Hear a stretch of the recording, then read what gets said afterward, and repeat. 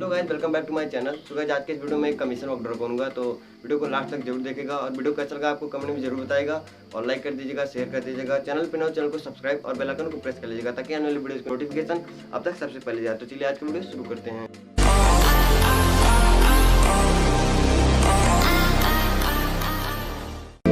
So guys मैं drawing की outline पहले से ही कंप्लीट कर लिया हूँ, तो मैं आउटलाइन के बाद ही ड्राइंग को कर रहा हूँ। तो मैं जिसका ड्राइंग कर रहा हूँ उनका नाम कुलसान सिंह है, जो कि कोटा राजस्थान से हैं, जिन्होंने मुझे मैसेज किया कमीशन वर्क के लिए। यदि आप भी कमीशन वर्क करना चाहते हैं तो आप हमें इंस्टाग्राम या ईमेल पर मैसेज कर सकते हैं।